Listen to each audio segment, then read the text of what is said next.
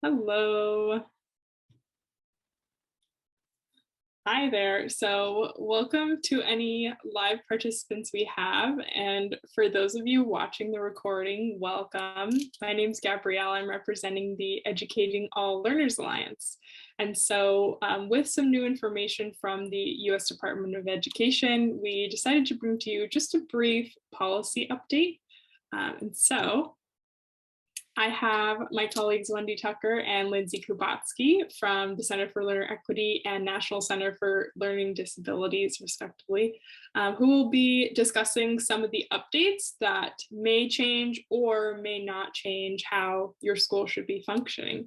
So I'll go ahead and pass it over to Wendy. Thank you, Gabriella. Hi, everyone. Thanks for being here. So we're going to talk just a little bit about the guidance that came out since the beginning of the pandemic before we address the guidance that then came out just this month. So, and I think you'll have the slide deck.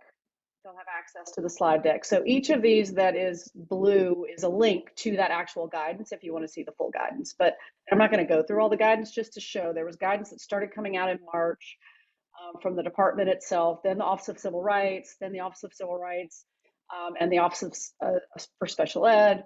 A month after all of that guidance came out, it was announced by the department that they would not be seeking any substantive waivers of IDEA or other disability rights. And then more guidance started coming out last fall in September, more OSEP guidance, OCR guidance, and then the COVID-19 handbook came out, and part 2 of the handbook in April, I'm sorry, it should be April 2021, I'll fix that, addressed students with disabilities. So basically next slide please, the sort of messaging on all of that guidance was consistent, that delivery of services might look different during a pandemic, but that FAPE, the free appropriate public education, must be provided. All of that guidance encouraged schools and families to work together. They made it clear that schools and districts couldn't have blanket policies related to services. You couldn't say all kids with speech language services will get 2 hours a week, or all students who get OT will have to get that on Thursdays. You had to continue to individualize the services provided to students. And a major thread through all of that guidance was that where there were disruptions, that schools must look and make individualized determinations about whether compensatory services were required for students who lost FAPE during that time period. So that was all the messaging before. And then this month, we can go to the next slide, 2 documents just came out actually last week. And so I'm going to talk a little bit about the new guidance letter that came out, which is also linked here, and then I'm going to hand it over to Lindsay to talk about the other document. So in the new guidance letter, there wasn't any real surprise. The letter recognized that there was a real disproportionate impact of COVID on students with disabilities, both in their ability, obviously, to access their services, access schools, and in their ability to really get meaningful access to the curriculum because of both the pandemic and their specific disabilities. They reiterated that there had been no substantive waivers and that FAPE was required all through the pandemic and continued to be required. They underscored the importance of IEPs being in effect as this school year starts, or started for many of us who've already started, and that parental rights must be protected and continue to be protected in this school year as it should have been in the past. It's 16 months now.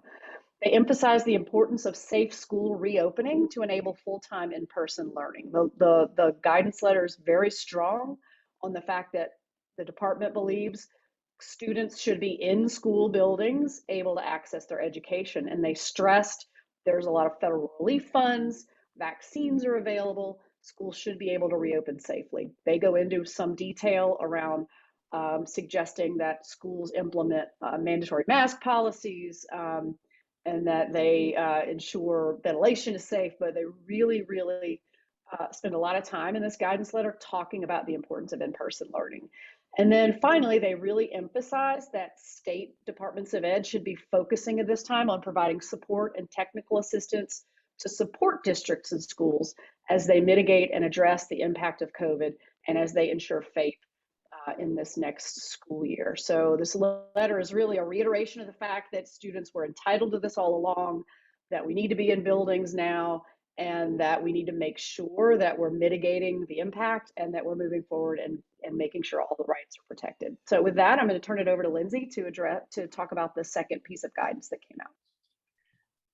Thanks, Wendy. Yeah, so the second piece of guidance that the department issued is one in a series that they're going to issue a few Q&As on different topic areas that I'll talk a little bit about at the end of this segment. But the first one that they wanted to address was the issue of child find. So in general, they broke it down into 3 different buckets of guidance. And so this first one is just generally what is child find. So child find is a federal requirement that requires states or districts to have policies and procedures in place to ensure that students with disabilities residing in that area have what they need for special education and related services, and that they're identified, located, and evaluated regardless of the severity of the disability. And so this extends to a group of students, not just in public schools, but homeless students who are wards of the state, highly mobile or migrant children, English learners, parentally placed private school students with disabilities. There are some students who have medical issues that reside in nursing homes. And then there are other students who are in correctional facilities. So this is the federal requirement that states and districts identify those students, typically through a screening process. And then once they're screened, they go through a full and individual evaluation process. So the second question that they address is who's responsible for conducting child find activities? And the responsibility lies with the state in all districts, and this includes charter schools. In most instances, the charter schools that are in the district are required to identify, locate, and evaluate students. Sometimes a parent places a private school or places a student in a private school that's outside their district that they reside in. And in that case, the district that they place the student in is responsible for locating and identifying a student with a disability. As the obligations extend to public charter schools, private schools, and home schools. But the obligation for that is still on the district and state that the student resides in. And so the fourth question that they ask is, what are some examples of how to do child find activities? So these are things that states and districts can do to make sure that they identify students with disabilities. And oftentimes this is just like a public awareness campaign by the district, sometimes in partnership with the school's PTA or other sort of community-based organizations to raise awareness of what some of the signs to look for and to start that conversation with your educators and other support staff. And then the last question of this section that they answer are what funds are available for child find activities. And so typically states and districts use their funds under IDEA to address this and to carry out these activities. But with the COVID relief funds that the federal government has recently allocated, they allowed states and districts to use those COVID relief funds to address this issue. And they recommend during this time to use that funding to hire additional support staff or special educators to work with the school district to make sure that we're identifying and supporting those students with disabilities. And then, so the next section is about referral and that initial evaluation process. And so the first question that they ask is who can refer a child for to start this process, and anyone related to the child or anyone who is around the child who has information about the child and how they learn can refer a student. One thing that's important to note though is that you still need parental consent to do one of those full evaluations throughout this process. but a lot of parents have been closer to their child's education than ever before, and they might be seeing signs that they might have a disability. And so it's really important to get that process started and to ask for that initial evaluation if you think your child has a disability.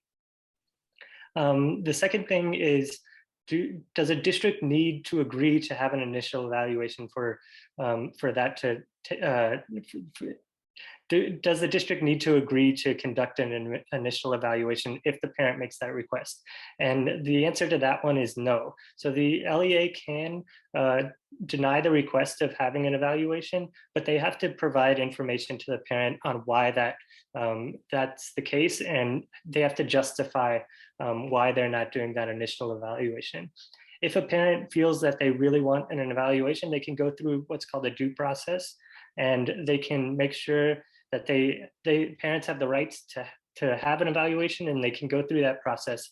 And that must be conducted 60 days after receiving parental consent for that initial evaluation. The final question in this section is, does a district require all students to participate in general education? Oops, I put education twice there. General education interventions prior to referring a child for special education services. And the answer to that one is no as well. So a district can put a student into that process without providing the general education interventions that sometimes will get a student back on track if they don't have a disability. And so there's no need to wait if there's a general consensus and the parent and the district agree to do an evaluation. They can put that student in that process and get the help that they need sooner and provide the supports that student needs to be successful. And then the last section of the Q&A guidance that the department put out was child find considerations related to the pandemic. So districts and schools, like everyone, has had a difficult time during this process. So a lot of schools have not done as much of the child find activities as they typically would. And this is because there's not sort of that casual observation from teachers because of the virtual environments.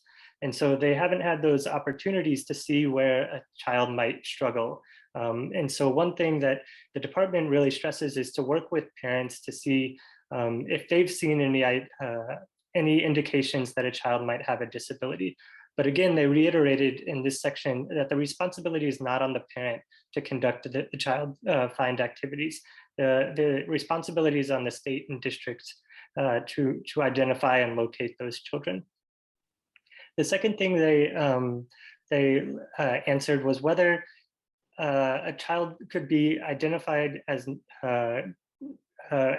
potentially having a disability if they've had limited instruction because of the pandemic. And so this is what we call an exclusionary factor under IDEA. So a student can't be identified as having a disability on the basis that they haven't had quality instruction in that area. And so it's really important that when students are back in the classroom, that we identify students as having a disability beyond just the fact that they've had limited instruction over the past year and a half. And so it's really going to be challenging for a lot of educators and other personnel to be able to disentangle whether it's instructional loss or whether it's an underlying disability that may be occurring. And the very last thing that they put on this Q&A document is whether a student who has been diagnosed with COVID and that diagnosis has disrupted their ability to learn in the classroom. That can often mean fatigue or lack of concentration. We've heard things like brain fog. And so if a student has what other people have called long COVID that impact their ability to learn, they can be identified as having a disability, which is a new sort of identifying feature that the department has issued this year. And so all of that is to support educators as they go back into the classroom to try to make sure that this process is equitable and inclusive, and that we're identifying the right students for disability services, and that we're not over-identifying students who have just lost instructional time due to the pandemic. And next slide, please. This is just the first in the series of Q&A documents that the Department of Ed is going to issue. So the first one was on child find, and then the next one is on meeting timelines within IDEA. And then they're going to talk about that initial evaluation and reevaluation procedure. So a lot of districts have paused evaluations during this time, especially those reevaluations. And so there's going to be a bit of a backlog when they go back into the classroom. And so the department is planning on issuing guidance around that. They're going to talk about the eligibility for special education services, and then how to provide services, including compensatory services like Wendy was talking about, that should be tailored to each specific student's needs. And finally, they're going to talk about some of the delayed evaluations and early intervention services for our youngest students. I just want to hop in, I don't think I said this at the very beginning, but just as a reminder, guidance is only the department's interpretation of what the law requires. So it is not new law. Nothing that they've said in any of the guidance we've just talked about should be a surprise. And nothing that's going to come out on any of those other topics is going to be some giant shocking thing. It's all going to be aligned with the law that already exists. It is just their interpretation of that law, and then support from the department on how you can make sure that you're following that law. Yeah, that's a great point, Wendy. Thank you. And so in addition, here are some links to some of the resources that the department and our two organizations have put together that we hope will help the field when we all return to in-person, or if you're already in person, supporting students who are in the classroom. And so again, this is the Return to School roadmap that was released earlier this month, or I guess last month. And then NCLD has a suite of resources around evaluations and how to support students with disabilities in that process. And then Wendy, would you like to talk about the two CLE resources? Sure. The first is titled The Rising Tide That Lifts All Boats, Investing Stimulus Dollars with an Equity Focus. And it is a document that hopefully educators, school leaders will find helpful in how to spend the really flexible stimulus dollars that came down. There's a small amount of IDEA money that came down, but this is really focused on that bigger bucket of dollars that can be spent, isn't special ed specific, and can be spent on a lot of things. And this is ways to use that to support diverse learners. And then the final one is a document that we partnered with the Diverse Learners Cooperative on. It's ensuring FAPE for students with disabilities during COVID-19. And it's a great sort of roadmap in what FAPE can look like for different kids with different disability types. So we encourage you to check out all of these resources. And then I know on that final slide, ELA has a ton of other resources. I'm sure all of these are on there, and then a ton of other resources are on the ELA website as well. And on this slide also, you can see my contact information and Lindsay's contact information. Absolutely. And we did also feature a brief podcast episode on that FAPE resource. So you can check that out on ELA's podcast.